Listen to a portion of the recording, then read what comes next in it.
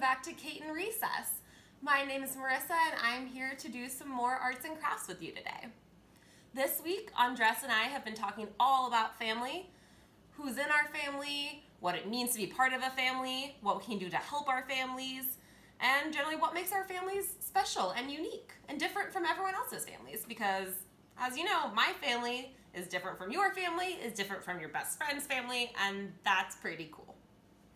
So I thought today a really fun project would be to make a family quilt, which is similar to the family tree in that it shares a story about your family.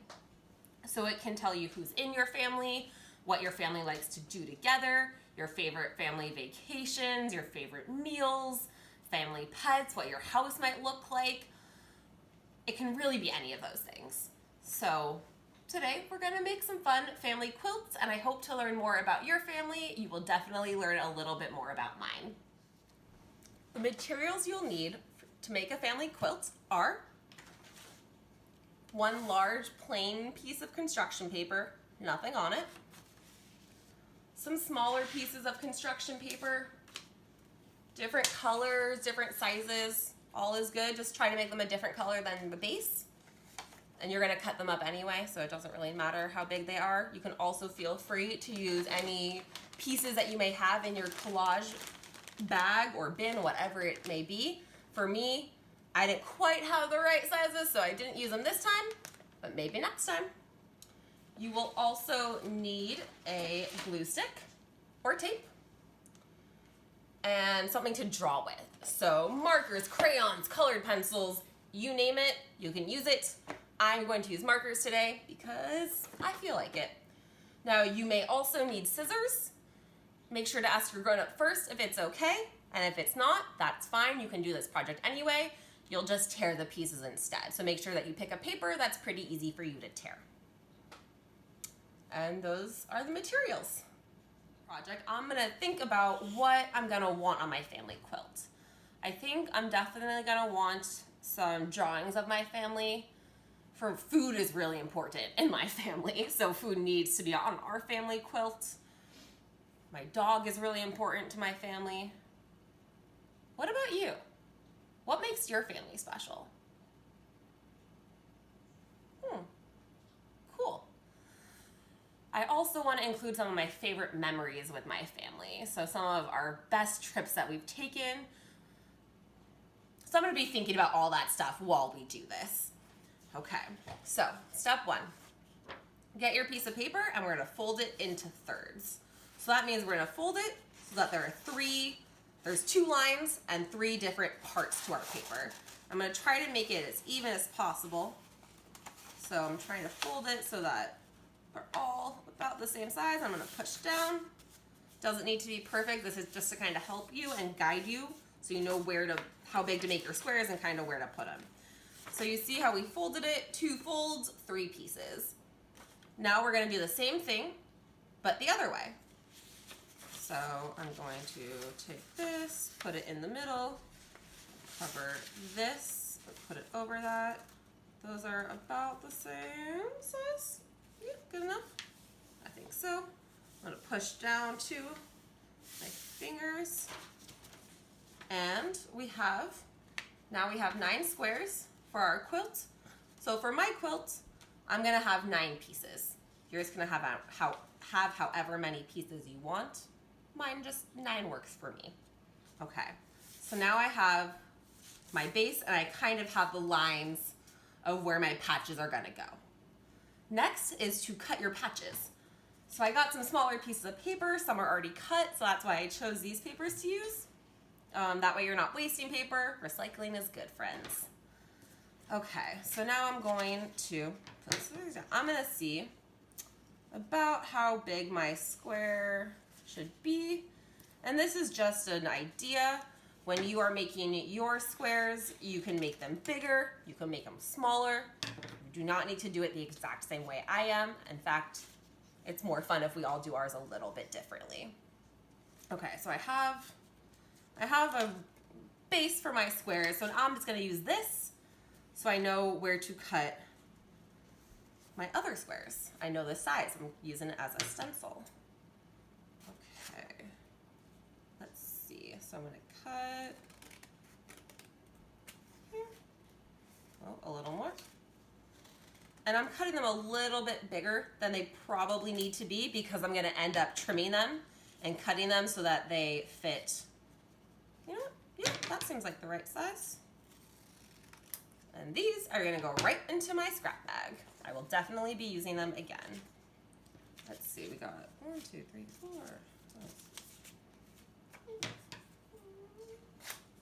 Why not? Okay, scissors up. Oh. And now I'm going to lay out the squares to figure out where they're going to go on my paper. And if I need to cut any of them, maybe trim them down. Let's see. No, that one.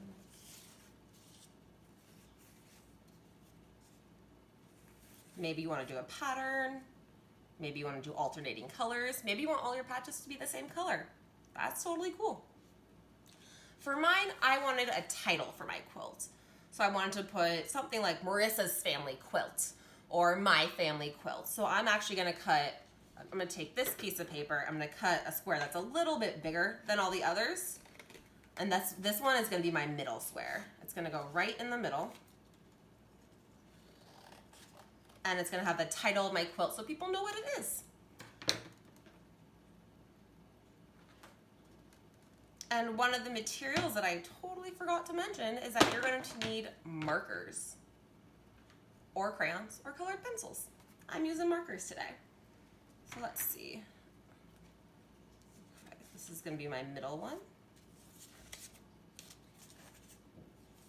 I'm going to write.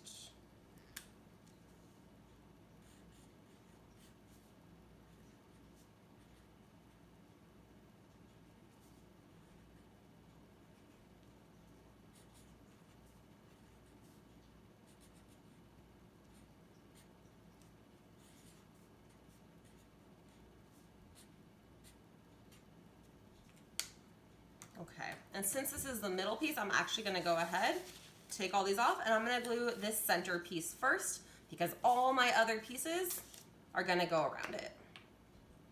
So I'm going to make sure I definitely got to glue the edges so that in the corners. And I kind of just like to make a big X in the middle when I glue. Okay, make sure it's facing the right way. Caps on, very important. Okay, so I have my center, and now I gotta figure out where the other pieces are gonna go and what's going to go on them. So I think a piece can go there. Maybe this one looks a little bit big. Where did my scissors go? I found them again. Okay, let's see. I think this one needs to be a little bit smaller. Always cut away from yourself. And put your scraps in your scrap bag. Okay, so let's see. Let's do it there. So you want to lay out all your pieces. You want to figure out where they're going to go. You cut them down to size. Maybe we'll do that there. Maybe the blue should go in the middle. Orange seems like a good corner color to me. Oh, this purple one's a little too big. Let's see. There we go. And here's our other blue one. And the orange one again. Oh, this one also needs to be cut down. Now, when you're making yours, if you want to lay it out and do it more collagey so that all the layers touch each other, more like this, go for it. You can add as many pieces as you want. If you want to make sure they're super separated and all your lines are straight and that you can see the base between them, that's cool too. I think I'm going to do it that second way. I'm going to separate them all so that there's a little bit of space. You can see a little bit of the green base behind all of these.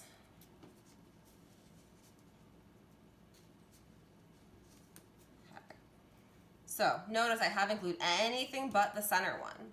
So I'm looking, I think I like this. And now that I know where all the pieces are gonna go, I'm gonna take them off in order. I'm gonna pick any order.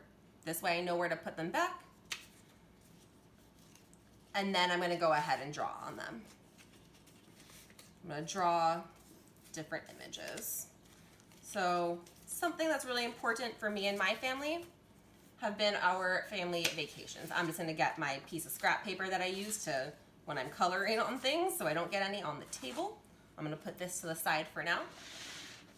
And I'm gonna start thinking about my family vacations. So my family loved to take road trips when I was little. And one of our favorite places to go on road trips was Yosemite. Yosemite is an amazing national park in our very own California, and it is one of my favorite places in the entire world and one of the most beautiful places. There are lots of amazing mountains and huge giant trees that are big, like bigger. If you and your family all hold hands in one straight line, the tree is bigger than that. So I'm gonna try to draw my favorite view of Yosemite, which is a great view coming in on the car. I don't know how this is gonna go, but we'll see. It's fun. It doesn't need to be perfect.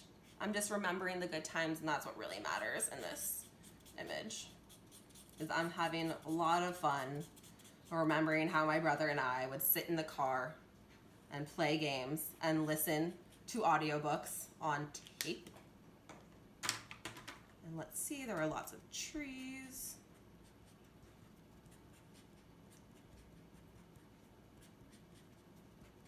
So much green. It's so green there. So I gotta use a lot of green.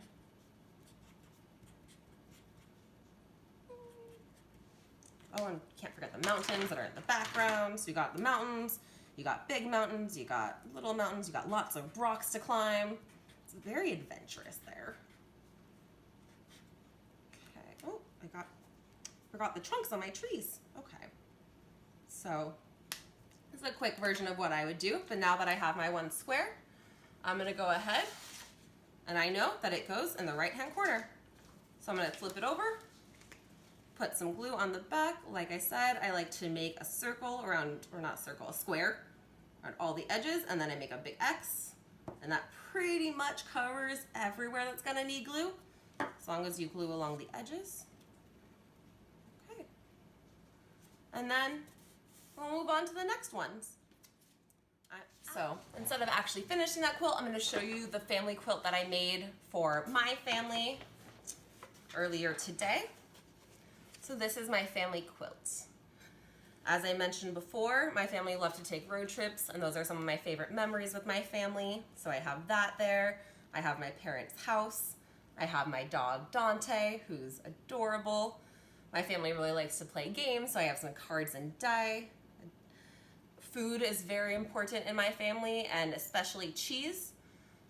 Everyone in my family will eat any combo of bread and cheese there is, so I figured bread, cheese, it goes on our quilt. So I drew the people in my family, my mom, my dad, me, and my little brother. He's not so little anymore. We also love to go to the beach and generally be near water, so I drew that there. And then my family is Jewish, which is very important to us. So I wanted to make sure to include our weekly tradition of celebrating Shabbat, which is celebrating the end of the week and a day of rest. So I decided to include what our Shabbat table looks like. The other thing I was thinking about while doing this family quilt is that tonight is the first night of Passover. So I wanted to wish all of you that celebrate a Chag Sameach. I hope you enjoy your seders, whatever version they may be, and I really do encourage you to make a family quilt or a seder family quilt perhaps, to celebrate the holiday, to remember why we celebrate, and to also honor those people that you might normally be celebrating with but aren't this year due to health concerns. So that was also part of the idea behind this. Was my family usually has about 40 people over for dinner. We're not doing that this year, but I might go ahead and make a family quilt for all of those that we're going to be celebrating with from afar. So on that note, thank you for joining us for Cayton Recess today. I hope you join us next time. If you do decide to make a family quilt, I would of course love to see it.